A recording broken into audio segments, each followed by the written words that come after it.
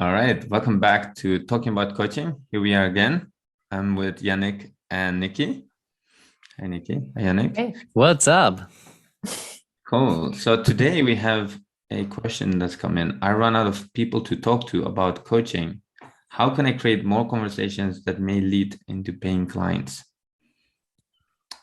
Yeah, really good question. I think, a question that has come up many times for me. And I've heard this question probably at least 100 times.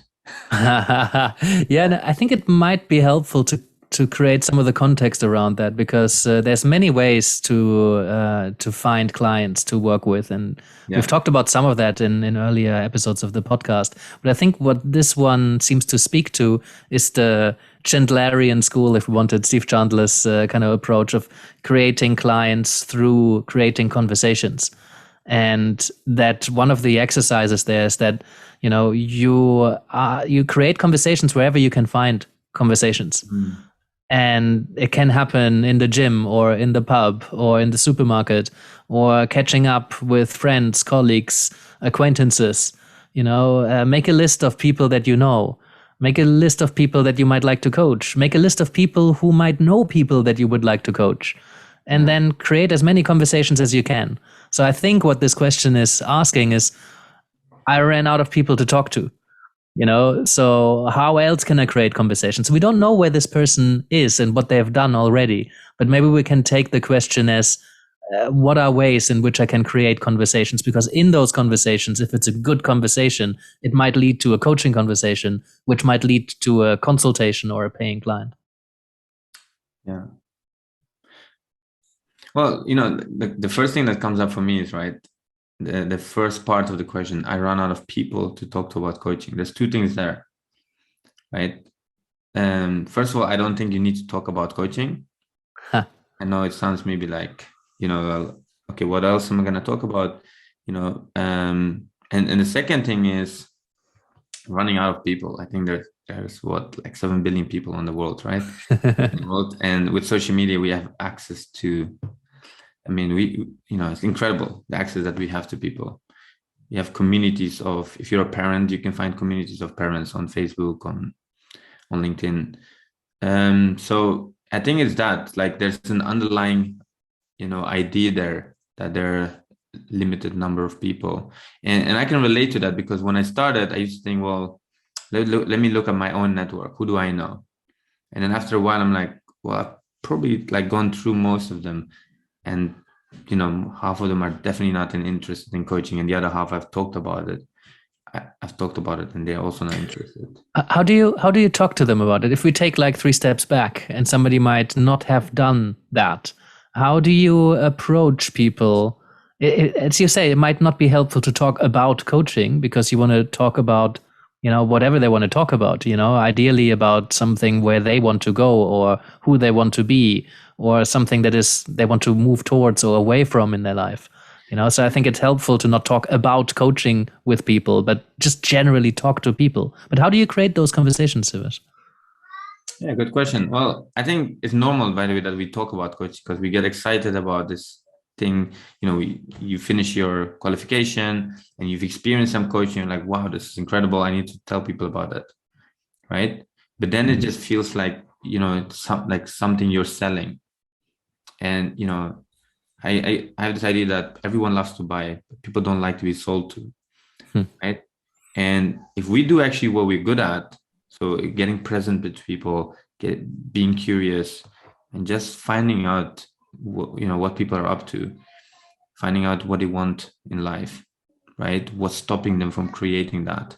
And of course, there's not the only way and the right way, but this is just a great way to just be present with someone, give them your full attention. That in itself is really valuable because we live in a world where even couples are not fully present anymore with each other, and there's always a phone there, right? So that genuine, like that full presence there, that in itself will, that in itself fulfills a need that most people have, right? That intimacy, that and then that curiosity, right? But not being, right? And you can see this in the question again. There's no judgment there because I was very much like that. like I want paying clients, but there's almost an intention. There's like the question indicates that the thinking is already 5 steps ahead. What works? The thinking is navigating towards signing up a client, right? Yeah, Rather exactly. than towards a conversation. If you're constantly thinking like, where do I find the husband, or where do I find the wife? You're thinking already about getting married, and you haven't even met the person yet, right? It just will creep out most people.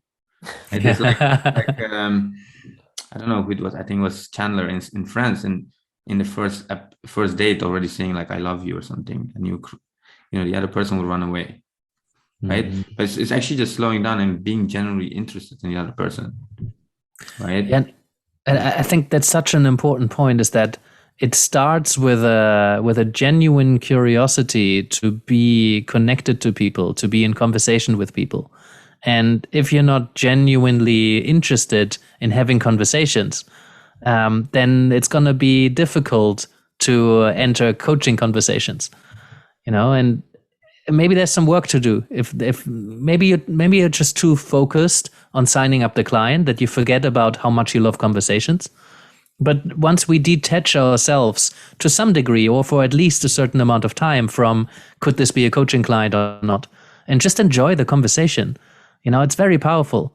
When I talk to somebody, I don't generally think about, I'm not too attached to them becoming a client. First and foremost, I'm really enjoying the conversation. Yeah. And when we, for example, just catch up with somebody that you're curious about what they're doing at the moment, there's so many people that you will have met in your life that you could probably reach out to and say, hey, I'm not sure if you remember me, but we met 5 years ago at this thing. And, I thought about you. I wondered what you're up to. Would you like a catch up? Then maybe 4 out of 5 say no, but maybe 4 out of 5 don't respond. But if you left some sort of impression, maybe they remember you as well, and maybe they do have a conversation with you. And if you're really curious about what's going on for them, they will probably be curious back and say, hey, so what are you doing now? And then naturally you would tell them that you're a coach and that you're super inspired by the practice and, whatever else you might tell them. It doesn't mean you need to pitch them. You just tell them what you're into. And I think if you tell them what you're into with a degree of genuine excitement about the practice of coaching, they will probably ask you more questions. And if you answer that in a way that they resonate with, they will probably be curious to know more about it. I'm kind of just, oh yeah, go ahead. Go on. No, I'm kind of changing. I'm not changing subject, but I was just thinking, I kind of have like a really good example of everything that's just been said, of like a real life kind of situation that I have been in a few times and how that's played out, and kind of, it kind of represents what you guys have just both talked about. So, recently, because I'm going traveling, I was looking for someone to cover my room. So, and I've lived in a flat for 10 years, so I've done lots of viewings with people repeatedly. And it's interesting because I guess, when people come into a flat and you're recruiting a new housemate, you approach them with a lot of curiosity directed at getting to know that person who you might potentially live with or might get your housemates to live with. So, I find that those meetings generally, like they're quite short, but you ask a lot of questions. You feel like you're getting to know the other person quite well. And often as they leave, they tend to ask like, oh, and what do you do? And I say, oh, I do coaching. And they're like, oh my God, that's something I'd actually be really interested. So like they kind of, then kind of, none of the conversation was aimed at that, because this was not a client recruiting situation. It was looking for a housemate, which lends itself well to asking lots of questions about the other person to see if you'd like them to live with you. But that builds the kind of, that intimacy and that curiosity that's there, not at all for the purpose of a client, but that has happened to me numerous times, that people have then said, as a result of the bond kind of and the interest in them taken, that they have that interest in coaching. So, the other thing is, when it comes up, it tends to be responded quite positively to. So now you're homeless with lots of clients, yeah? Basically, yeah, that's what's happening. Yeah. I always find it helpful that there is a small strategic element I think we can build into those conversations when, we have a really good conversation. And I think a lot of coaches, in my experience, they have the conversation and then they're not inviting them into a different kind of conversation, or they don't mentioning that they're a coach. They just had a really good conversation and that's it. And that could be a beautiful experience. But if we just add that catch up, for example, when, you've been curious, they've been curious, you had a really good conversation, there's trust, to just say, hey, by the way, do you know what I do now? Do you know anybody, including yourself, that might be interested in this? I have a few slots open at the moment. I could take on some more clients. Or, for example, a client I was working with recently, he went to a meditation retreat. And then after the meditation retreat, he started chatting with this guy. And, they had a really, really good conversation. There was a lot of potential for a coaching conversation. And some of the conversation already had elements of coaching. And so the only thing he did differently later on was saying, hey, I feel it's a bit awkward saying this actually, but have you considered working with a coach? Because I think it would really help you, given what you've just told me. There's so much opening, and I think a coaching conversation could really, really help you. I happen to be a coach. If you wanted to explore any of that, I'm happy to have another conversation with you, or continue the conversation, or deepen the conversation.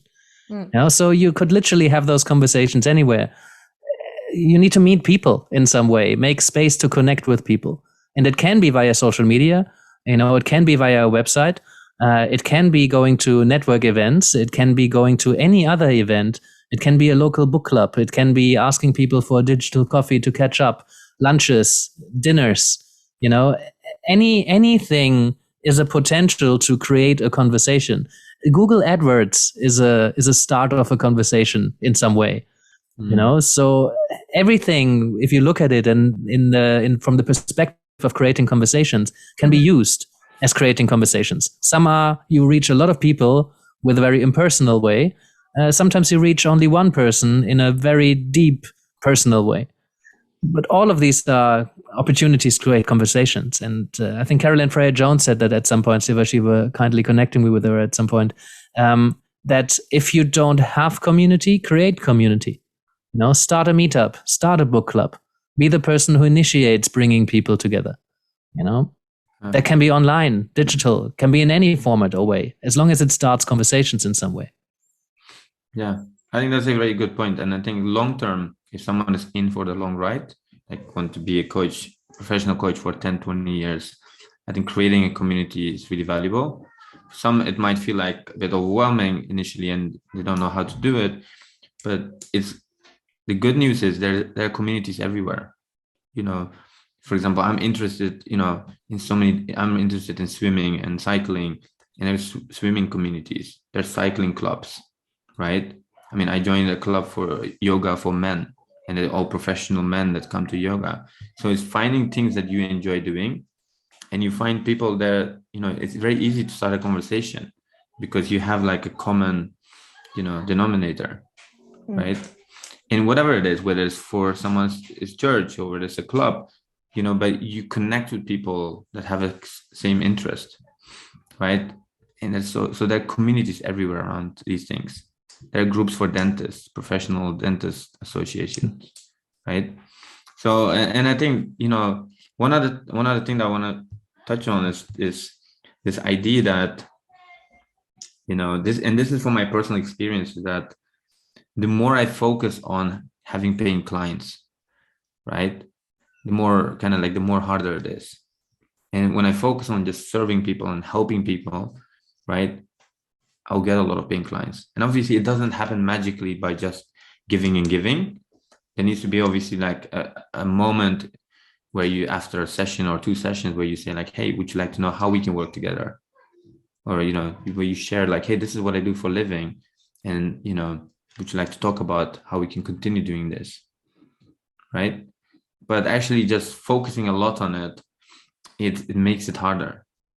And it's the same with money, right? When the more we focus on it, right, the more we focus on it, usually the more harder it is. And it's the energy there around that. I don't want to go too deep into that, but usually when we focus on something, right, we focus so much, especially if we need money. I mean, if you need money, you should probably just get a job or a part-time job, right? So because once that need is taken care of, then you can actually focus on really helping people, and then build the coaching side up. Mm-hmm. How else have you guys created conversations in your time? Well, one way is by just putting it out there, and a game that I putting what out there? Just so a game. This is something that I learned from Rich Litvin, something that I've done myself, and I got a lot of other coaches to play with. Is this? He calls it this 100 powerful coaching conversations challenge or game, right? And it's a great way actually to get coaches away from thinking around like, oh, I need paying clients and there's no one to talk to, where they just say like, okay, I'm going to just give away 100 conversations. So in 90 days, you have to just coach 100 different people. Huh. Right? I like and it. The beautiful thing is, right, every time you do this, your energy shifts towards like just having 100 powerful coaching conversations. So you just do your best. Mm-hmm. And the interesting thing is, as a result of that, often at least 5-10 people end up becoming a client, because people will come to that end of the session and say, wow, this was really useful. Tell me more, like, how can I work with you? Yeah, you basically have 100 consultations, but you're framing them as free sessions, and you're very well prepared to just end the conversation, not pitch anything, not tell them anything. And if that's it and they want to leave, they had a good experience, that's okay. And if they really enjoyed it, they're probably going to ask you. Mm. Yeah. And even if they don't ask you, they might tell someone else about it. Right. But it's a way also to just, as a coach, you grow a lot through that. But it's also a way to just give people an experience. I love that. Yeah. Did you say it's 100 conversation in 90 days? Yeah. And the truth is, it's not about the number. The number sounds it's really not about the number. Yeah. How am I going to fit 100 people in? But usually, like, the moment you go towards that, you might end up at 50 or 60. Got you. Okay. Yeah. You completely get away from your initial energy around like, oh, I don't know, where can I find people? Because what we're looking at is to sell the coaching, right? But actually, when we offer something that's helpful and say, hey, I could coach you on relationships, on confidence, on this, right? You just basically mention everything that people need, right? People will put their hand up. And often people do it just as a favor to help you out, right? To help you kind of complete this challenge. And the cool thing is that you don't, if you were to try and have 100 consultations in 90 days or 30 in 30, it's much, much more difficult because of the way that you're framing it. Because it seems like you're selling something because it's a consultation. It's a taster session, with a look to sign up a client. And when you frame it in a way that I'm giving away, as a gift, 30 conversations, in a way, there are also consultations, because I think in a good consultation, somebody will probably experience a little bit of coaching with you. They will get an experience of what it's like to sit down and talk to you. I think in there's different ways. I'm hesitating because there's different ways of running consultations. Some people have, 15, 20 minutes just literally to check chemistry and no actual coaching takes place. That's okay too. I think powerful consultations or first encounters are where you're already having a really good conversation. But you're not looking to give 30 consultations away. You're literally packaging it that you don't lose value, because you're saying, this is my gift to the world, or this is just something I do. I had a client who said, I'm going to talk to 1,000 people about meaning and purpose. He loved talking about meaning and purpose. He's a fantastic, energetic guy, like really, really good. And he just said, this is something that I'm doing. And then he talked to a lot of people on LinkedIn and said, here's something I'm doing. Would you like to do that with me? And a lot of people said yes. And some of them surely become clients. Yeah. Love it. Yeah. All right. I think there's plenty of discussion, plenty useful there. And again, like usually, we would love to hear from you guys. Like, what do you do if you run out of people to talk to? And how do you create more conversations that lead to paying clients? I'm sure there's so many creative ways to create conversations. I'm looking forward to some of the response from you guys. All right. Have fun with that. And we look forward to hearing from you. Take care. Thank you, guys. Bye. Thanks, guys. Bye.